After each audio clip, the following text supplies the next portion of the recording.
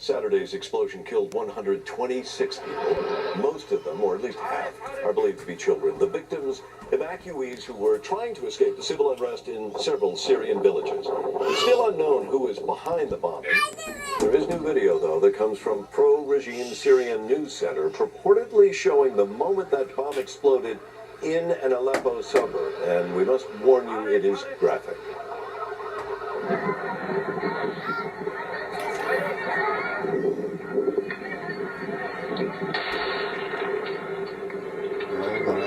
In addition to the deaths, at least 55 others were injured. Let's bring in now Nick Payton-Walsh, CNN senior international correspondent. And Nick, what are the latest developments in what appears to be a horrific attack on civilians? Martin, one of the most chilling numbers, all the swirl of data you've just gone through there, the 126 dead, over 60 of them are thought to have been children.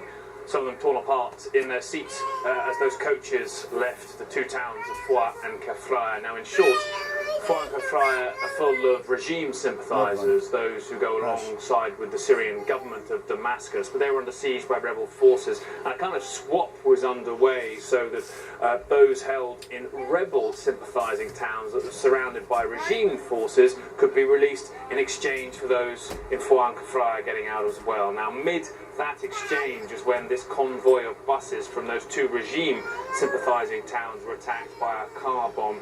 And it is very rare, frankly, in one instant that you hear numbers as high as 126 at all in Syria, but especially rare for regime sympathisers to be targeted in these ways. The images from that site absolutely chilling. We understand that sort of tit-for-tat evacuation and swap of populations is still more or less underway, but it certainly has brought chills across many involved in this process. The people could be targeted even though the ceasefire was declared and let these population swaps happen, Martin.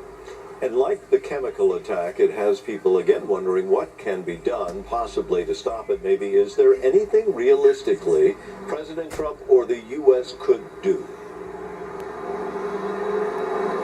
Not when it comes to slowing this kind of tit-for-tat savagery in Syria, no, not unless the United States wants to involve itself much more lengthily on the ground with its own presence there.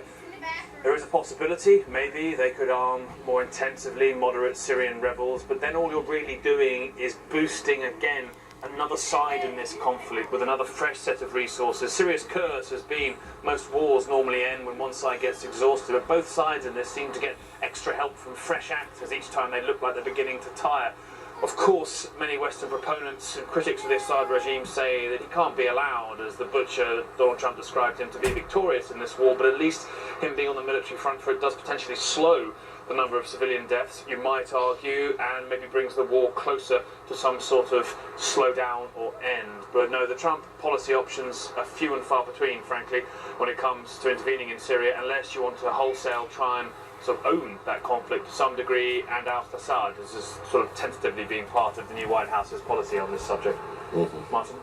Nick Payton-Walsh, thank you very much. Ahead, we will talk with one man who was a Trump surrogate.